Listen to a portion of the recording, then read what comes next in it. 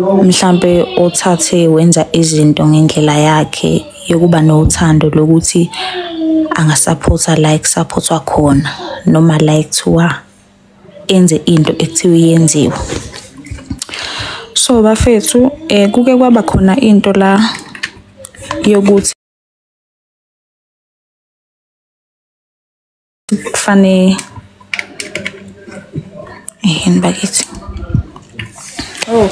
Engifuna ukucacisa bafethu ukuthi yonke lento le ukuthi kube khona mhlambe imali ehlanganiswayo, akekho umuntu oke wangena ku-inbox womuntu wayicela wathi mina sibanibani ngisacela ungicelela abantu bangihlanganisela imali ewukuthi. Angikaze ngize ngingene ku-inbox womuntu, angikaze ngize ngenze live and angikaze ngize ngenze content ngoba ngithi mhlambe ngithagetile abantu abawukuthi ukuthi bahambe bangifakele imali. Ngaqala i-content nginganakho ukuthi kunento engibhekile kubantu, kwahamba kwase kuba khona into ekanjalo ke.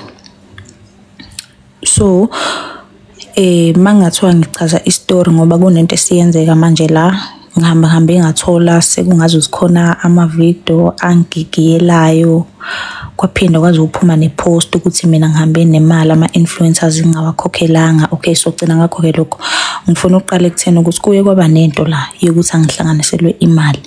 And leyo nto yafika kanjani na? Okokuqala ngafike ngafonelwa umgibe.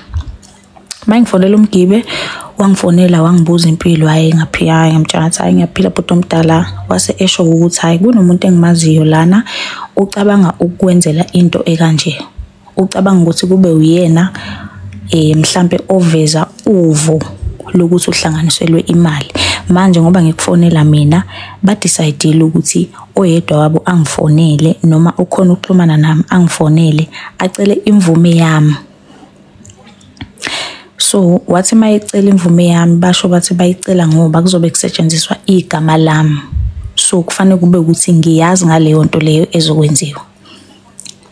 Okay, ngavuma ke yaqala yenziwa lento lena. Wayeshila ukuthi uthunywe uSiya, wakubeka kwacaca ukuthi uthunywe uSiya, ukuthi uSiya ucela ukwenza into ekanje ezobi negama lamphakathi. Kwadlula ke lapho waqala uSiya wayenza leyo nto leyo, wakhipha okusho ukuthi uSiya wase ethumela uBootmax ukuthi akangibize ku-inbox bese eyangichazela kahle ukuthi bacabanga ukwenza into ekanje.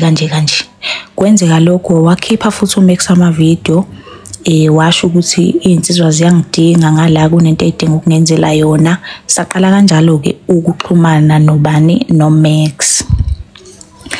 Yenziwa ke lento leyo yokuhlanganisa imali. Kwaba khona ukungangizothini, kwaba khona mhlawumbe ukuphazamiseka ukuthi bangazi ukuthi iyiphi account ekufanele bayisebenzise, kodwa kwagcina kuphunywa nento yokuthi account abangayisebenzisa iyona le yami ngoba wonke umuntu wayekubeka ngokusobala ukuthi akafuni kuthiwe mhlawumbe uzenzela yena. Yaphuma i-account yami, aphuma ama-video nangampela futhi abantu baqala bafaka imali. Ngiphuzu lokuthi bathi bona baseka lento ebengiyenza ngaleso sikhathi leso. Yangena ke imali kwi-account yami, hayi kweyomunye umuntu. Saqala lapho saxhumana noSiya. Ngakuthi mhlambe amanye ama-proof of payment bengiwathola ngaye uSiya. Angitshela ukuthi hayi kunomuntu othi usenda imali ngicela uyi-check ukuthi khona yini, ngimphendula. Hlala ngibuze futhi ukuthi okay ingakanani imali, ngimtshele ngithi kwesikhathi bengimsendela ngisho i-screenshot ngithi hayi nayo imali ekhona njengamanje. Buye ngazi ukuthi bayaphusha, nayo imali ekhona njengamanje. Buye ngazi ukuthi imali iyangena. Bese kuba khona futhi yahamba lento okusho ukuthi umyeza ubehlala ekuveza ukuthi kufanele sijabule sonke.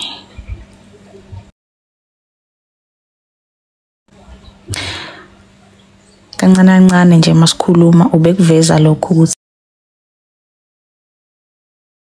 hayi imali yangena kufanele sijabule sonke ekugcineni. Hawu, okay. Nami phela ngithule phela ke ngoba mhlambe ngiyacabanga ukuthi nanoma ubani uyazi ukuthi ungiyabonga manje awusasebenzi kakhulu.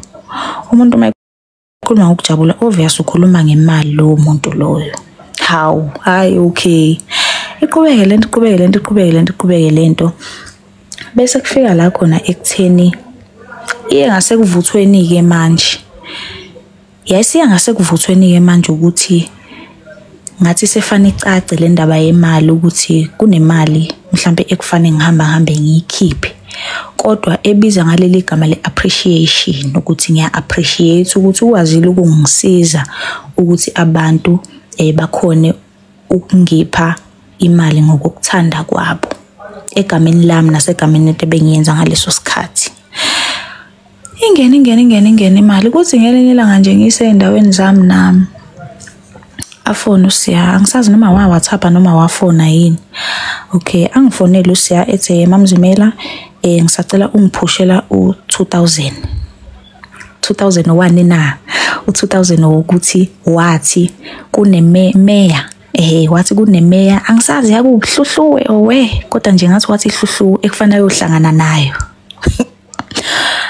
Ngingakhuluma lutho ngimbuza ukuthi ufakelwa kiphi imali ufakelwa kiphi inamba imali anginikeze inamba afakelwa kuyona imali ngimphushele lo 2000 wathi yena uzobuya lo 2000 lo engufakayo. Hayi ngufake nami ngingabe nankinga phela kuyalungiswa ngithi hayi kulungiswa into zami.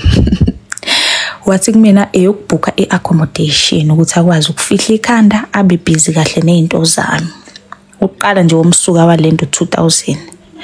Okay kulungile ke wawenza ku live watshela abantu ukuthi u2000 kwakuwo wa petrol. Ngangaba nankinga futhi ukuthi okay kumina ubethe wokulala but kubantu uthoka petrol. Ngangaba nankinga futhi nalokho ukuthi hayi mhlambe kwashelela ulimo. Ngawusenda 2000 ngusenda ngephuzu lokuthi uthene uthe uyolanda enye imali vele athi hayi Mamzimela vele 2000 uyolanda enye imali siyolungisa zona indaba zakho ngathi kunento afuna angazi ukuyenza kodwa ngaphansi kwegama lakho. Ngawusenda 2000 wahamba kanjalo. Yaqhubeka futhi lento le. Yaqhubeka futhi yenzeka indaba yokufaka imali hlala ngibuze futhi hayi sekuyimali Tamara ngimtshele ngimsendele screenshots ukuthi hayi sekuyimali engaka manje imali engaka. Iqhubeke futhi indaba yokuhamba kwemali bayifaka abantu. Manje ke la esifike kwase kuba khona ungazwani khona kahle. Uthe eselokhu eyikhuluma le ndaba leyo ukuthi kufanele sijabule sonke. Wayikhuluma ngangaba nankinga nayo. Anginankinga nokukhipha imali. La esifike sangazwana khona ukuthi uhambe kuthe mase kuzophela lento lena wase eqala eveza ukuthi kunabantu abangaphansi kwakhe okufanele bathole imali. Hawu ngambuza ngathi mina kodwa phela wemiyeza ngoba mina umuntu ebengicommunicate naye uwena kuza kanjani ukuthi uze ukukhiphele mina lokho ukuthi kunabantu abangaphansi kwakho ebebekuphushela umsebenzi. Ngambuza nje kanje ukuthi kuza kanjani ukuthi bese kube ngazothi kunabantu mhlambe bebeqashiwe ukuthi baphushe umsebenzi noma ngabe kuthiwa mhlambe ikhona imali yokukubonga engikunika yona okuchaza ukuthi kufanele ngiyenze ngiyiphinde kathathu na. Kwaqala lapho kwangazi ukuthi kunokuhilizisana ngoba uhamba wafaka abantu wazi wababala.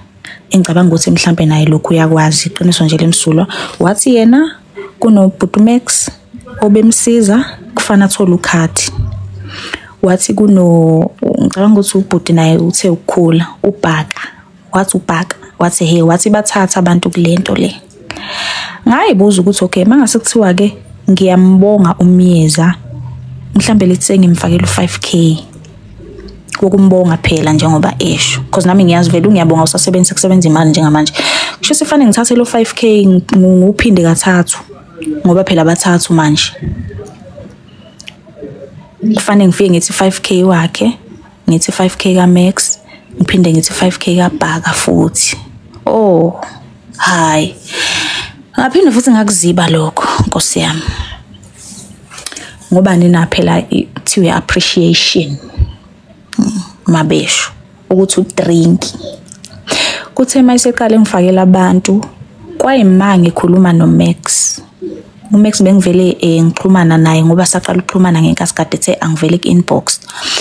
Ngaxhumana noMax ngamtshela ngathi but Max kunento engayizwa kahle engitshelwa uSiya. uSiya besikhulumile naye ukuthi akuveze ukuthi wonke umuntu kufana ajabule. Kufanele kube khona into engimbonga ngayo, lokho wakuveza. Kodwa manje ubengakaze angitshela ukuthi entweni engizombonga ngayo kufanele ngiphinde kathathu.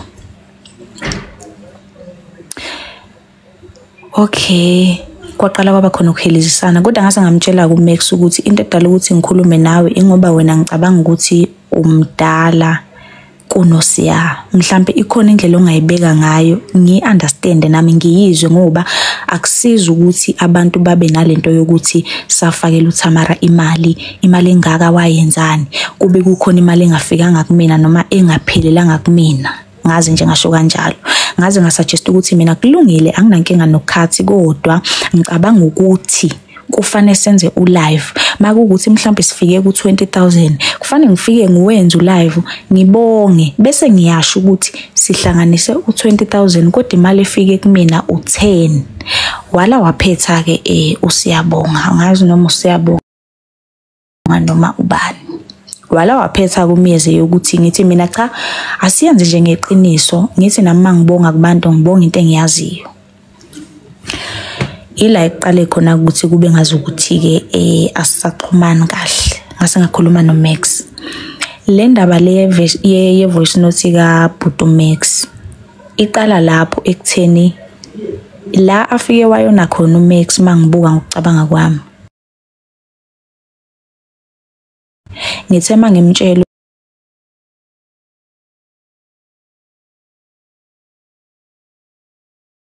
ukuthi hayi Bhuti Max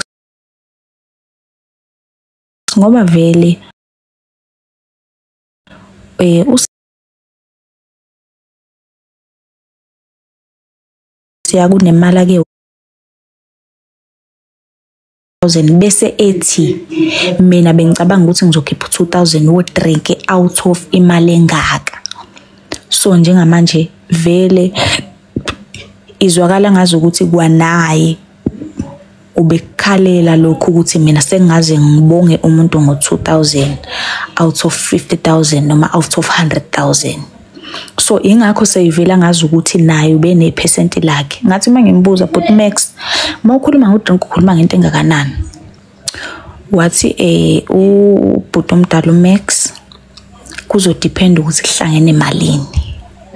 Ngathi mina adlali la Max ngicela ungitshele wena ukuthi mawukhuluma ngodrink ukhuluma ngento engakanani. Kwacaca ukuthi lo mbuzo loyo naye mhlambe uyamgiga lapho nalapho akakwazi ukugagula imali. Kodwa wasukelwa yimina ngephuzu lokuthi ngangifuna ukunderstand lento eshiwo uSiya ukuthi kungabe unolwazi nilayo ukuthi uma kuukuthi ngikhipha udrink ka 5,000 ngonikeza uSiya kufanele ngikhiphe 5,000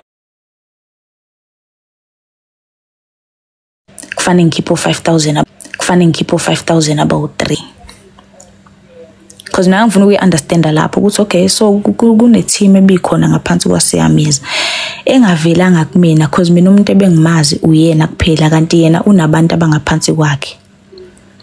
Yadlula futhi lapho ngahamba ngaye ekhaya ngoba vele kuye ekhaya into ebengivele ngiyihlelele vele ukuthi ngoMarch ngiyahamba ngekhaya kunezinto ebefanele ngoyilungisa. Ngahamba ngaye ekhaya kuthe ngesonto kuthe last week ngabona ivideo kaBhuti omdala wangigigiyela ngangaba nankinga nalokho mhlawumbe no 4-5 days or 6 angazi ngakubuka nalokho ukuthi ngayibuza ukuthi engabe sisuka phi lento le. Kodwa ngase ngisheshe ngiyayifica emqondweni ukuthi okay okungenzeka ukuthi izinto azenzekanga ngendlela mhlawumbe bebelindele ukuthi zenzeke ngayo ingakho esebona ukuthi kufanele ngijikela phambi kwabantu noma sekufanele angigigiyele ngamavideo phambi kwabantu. Ngakuthulela futhi lokho benganankinga nakho. Izolo angazi noma izolo noma namhlanje uSiya uyahamba uya kubangani bakhe uyobabhalisa into engekho. Kunepost eke yaphuma lapha eMaputo page noma anginaka ngisho uyinaka kodwa usiyajuleni kwenhliziyo yakho uyazi ukuthi uyena owenze lento la khona abhale khona ukuthi uTamara ngazi ubalekile engawakhokheli lama influencer. Umbuzo wami uthi ke ngibaleka mhlambe ngibaleka nemali kabani uma sekuphuma into ethi ubalekile ngibaleka nemali kabani na? Le mali abantu abayikhiphile bebeyazi yini ukuthi iyakusiyamisa? Lezo zinto lezo bengibuza ngingedwa ngoba ezinye izinto uma ukuthi ibhekene nami kwesinye isikhathi angikwazi ukukhuluma nomunye umuntu ngisuke ngifuna nje ukuyibuza ngiyiphendule ngaleyo nto leyo. Hawu sekukhona ipost obviously post le ibhalwe uSiya ngoba phela yikho umuntu obetshela ukuthi uzoba neshiya ngaphandle kaSiya. Bangangena oMax bangena abanye abantu kodwa umuntu oweza kumina uSiya, umuntu okuyena yena ebekubuke ngazi ukuthi uphethe lento le uSiya. Nize nibone nami njengamanje sengihluthukelwa inhliziyo ukuthi labantu laba uButi Max noSiya bahlulwa yini ukuthi bakhulume nami ukuthi Ayanda asenze kanje. Why bafuna ukuyibukanisa nabantu bathathe lento bayise kuTikTok? Nami ngumuntu ngahluthukelwa inhliziyo nami ngaposta la ama voice notes ukuthi kucace kahle ukuthi umsindo ongaka asebewenza ngama video uqhamukaphi, ngoba kucacile phela ukuthi okay into edala lo msindo le ingoba mina angiyenzanga lento ebebelindele ukuthi ngiyenze ngesikhathi ebebefuna ngiyenze ngaso. Sunday bengisekhaya sakhuza ngamadoda. Sunday bengisekhaya wangifonela uSiya wathi wangibingelela wase esho ukuthi hey ngiyezwa kuthiwa bakubona eBhalitho. Ngabuza ukuthi mina information ebingahambi izifike kuwena lo sibengise eBhalitho bengicashile yini eBhalitho na ngoba phela ngingasekhaya lapho bengisedolobheni ngoba bengiseBhalitho not like bengicashile noma kufanele ngihambe la ngifuna ukuhamba khona. Ngase ke ngimngena kuqala ngalenkulumo yemali ngamtshela ngathi kodwa njalo angikhohliwe ukuthi kuno drink wakho sanga kumina. Ngizokulungisela ngoba ngisekhaya angifuni ukwenza izinto ngixamazela mase ngicina ngibhayiziseka lapho nalapho. Ngathi mangikhuluma lo nto kanti sengikhuluma into mhlambe sengilate ukuthi ngimchazele ukuthi no awungilinde ngiqede lokho ebengikuzele ekhaya mase ngiyabuyela kuwena ngoba phela vela ngithi into engajahekile ngithi udrink akuyona into esuke nesikhathi ukuthi cela ungisendele udrink wami kusasa. Hawu ngakulalela nalokho manje ngiyafika hawu kuTikTok sekunama video enziwe ngami noma enganalo igama lami but kuyagigiyelwa usibanibani uzofotelwa yileli qhasha lakhe luTamara kanjani ngayibuza ukuthi ngoba phela uSiya kade ngikhuluma naye Sunday kwenzeka kanjani ukuthi bese kuba khona into esikhona kuTikTok engabe ukhuluma nami noma engabe ulinda mina ngoba udrink phela awuphoqa ngithi. Ngakhuluma ke naye Sunday njengoba kuze kufika la ekufike khona ke njengamanje ukuthi njengamanje sekungazi ukuthi kubangwa imali into ebangiwe ileyo ukuthi uSiya bese kufuna ukwenza kube imust ukuthi kunemali engimkweleta yona kwi-account yami. Ayikho imali kaSiyamisa manje nephutha mhlambe angazi kodwa kwi-account yami ayikho imali kaSiyamisa. Kwi-account yami ayikho imali kaMax. Engakusho nje lokho so ngokucabanga kwami ngicabanga ukuthi phakathi kwabo akekho umuntu engimkweleta imali njengoba futhi engekho engeke ngamcela ngathi mina ngicela ungenzela lento le ngidinga imali yazi ngilambile isweni cha lokho angaze ngize ngikwenze futhi naye ngicathi ngiqala icontent angaze ngize ngicabanga ukuthi kuyohamba hambe kuze kufike la kube khona imali mhlambe eshawayo kuthiwa hayi sifuna ukujabulisa usibanibani kube ukuthanda kwabantu and abantu imali bebeyikhipha ephuzweni lokuthi bazwe kuthiwa iza kumina. Ngangaba nankinga futhi nalokho ngawo uSunday hey ngiyangixolela mina Nkosi mina futhi angikwazi ukuhlala nje ngithiwa ngiyakhuluma nje ngiserious. Ngawo uSunday wathi kumina usethathe u2000 wawunika uMax ngoba umvala umlomo akathandi ukuthi kube nomuntu ozolokho WhatsAppa emfuna udrink.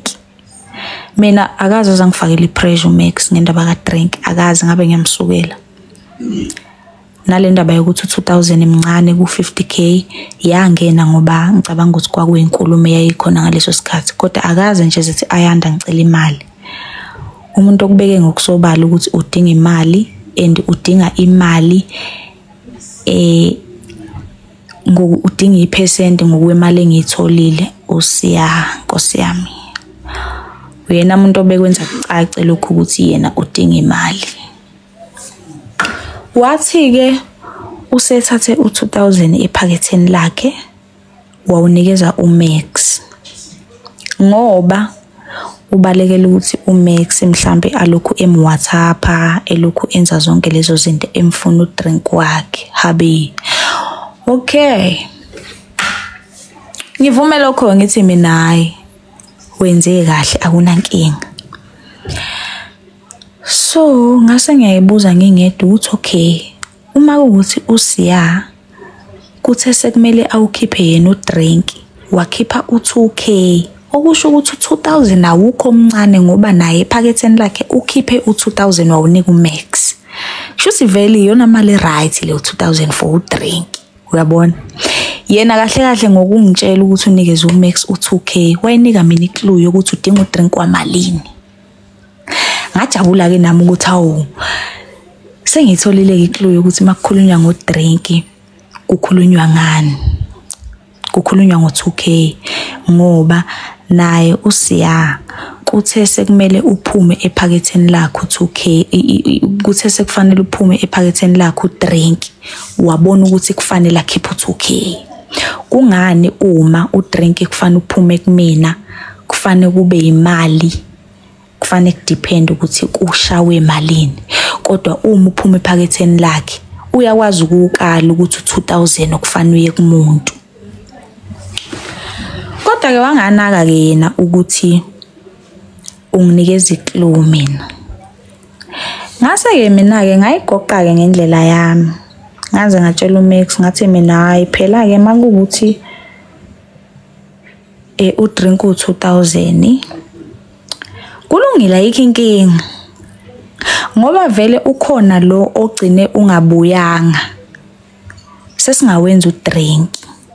Sithi hayi udrink wakhe ke lo ngoba vele ikhona leya eyaphuma vele esanga kuyena ebekufanele sithi masigoqa lenkulumo le kuze ngabe umuntu omumbi ubuye ke lo wathi isamba lesiya2k sibuye emeseke sikhuluma ngodrink ngoba mina nginankinga nodrink, kodwa kufanele uvele ubala nawo lo drink loyo ukuze abantu bangabi nalento yokuthi uThamara wadla imali akazange azakhiphe ngisho udrink.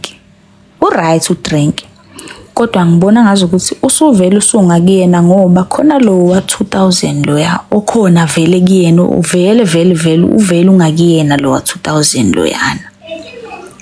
Uyabona?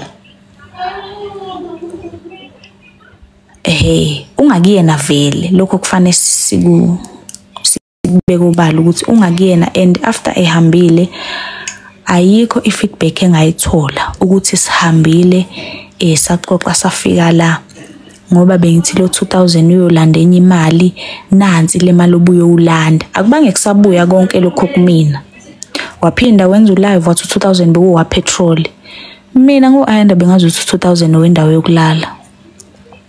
Angisana nkinga nokuthi ubuyeke, sengenzela ukusho ukuthi ngoba uthe yena mayikhipha ulokhuzana, uthe yena mayikhipha u2000, uthe yena mayikhipha udrink wakhipha u2000, okusho ukuthi u2000 imali right for udrink, okusho ukuthi angisamkoleti at all ngoba ukhona vele lo 2000 ongakuyena vele ukhona ungakuyena namanje uhleli vele. So mina akukho la engirong khona ngoba udrink kuthema kufanele uphume ephaketheni lakhe wabona ukuthi okay ubhuti omdala uMax ufanele u2000, okusho ukuthi nami ephaketheni lami kufanele kuphume u2000 uhambe uye kuSiya okadrink. Sengizosho ukuthi ungakuyena vele kuyimanje sikhuluma vele ukuyena u2000 loyo, okuchaza ukuthi angisakweleta umuntu. Angazi noma iqiniso noma amanga yini ukuthi wanikeza uMax u2000. Angazi noma iqiniso noma amanga, kodwa ke ake sithi mhlambe wamnikeza ke ubhuti omdala uMax u2000. Nami sengiyawudedela ke lo 2000 namhlanje. Ngithi kusiya udrink wakhe. Ungakuyena vele. Ungakuye isikhuluma nje. So sengizochaza lokho ukuthi hayi ngiyawudedela lo wa2000 loya. Awungabusabuya. Usudrink kaSiya ngoba vele ukuyena. Awungabusabuya. Ukuye vele ukuyena ungasesayidini lakhe awunankinga. Kodwa akekho umuntu obefisa ukuthi kube nezinto ezikhulunywa. And kubantu mina abangisekile, baningi abantu abangisekile, baningi abantu abenze ama-video, kodwa akekho noyedwa oke wajikela ku-inbox wami wathi yena udinga imali. Akekho noyedwa, kubona bonke abantu benibazi ukuthi bakhona kuleyo nto leyo. Akekho noyedwa. Umuntu engisakhulume naye indaba yemali uSiya noMax. So into injalo bengizochaza nje ukuthi hayi bengenankinga no-drink, kodwa ngoba uSiya unginikezile iclue yokuthi masikhuluma ngo-drink sikhuluma ngento engakanani. Wase ekubeka ngokusobala ukuthi naye lo muntu obemsiza okubhuti uMax umnikezile u2000, okusho ukuthi naye uSiya akabambe lo ngakuyena u2000. Ngiyamnikeza wona njengo-drink wakhe, awunankinga, awuhluphi. Kodwa into edala ukuthi size sifike la ukuthi ubhuti Max noSiya bahlulekile ukuthi bakhulume nami eceleni. Ngabona sengibona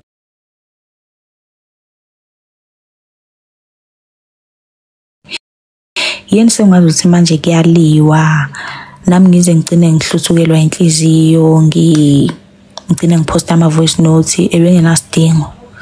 Kodwa manje ngoba bona babone kuyindlela e-right yokwenza izinto, nami ngomuntu yami inhliziyo iyakhona ukudinwa njengoba nabo bekwazi ukuthi badinwe baze benze izinto ngendlela mhlawumbe engahlelekanga. Nami ngomuntu ingakho kugcine kwenzeka lento le eyenzakalile. Alikho elinye igama lomuntu elilana ngoba bengithembisile ukuthi akekho futhi umuntu engimisele ngokuthi angene la, noma ngabe yengimaziyo obengisupporta, noma ngabe nina benimazi obengisupporta, kodwa ngifuna ukuqinisekisa ukuthi akekho umuntu oke wangijikela ngemuva wazongifuna imali. Akekho. Even ubhuti Max akazazi angifuna imali. Sakhuluma naye ngoba ngizwa ulimi laSiya ukuthi angi-understand ukuthi ulimi laSiya luyapi imali uya ekutheni fana ngibalele ukuthi kunabantu abawu3 ekufanele ngibanikeze imali. Kodwa ke indaba injalo guys.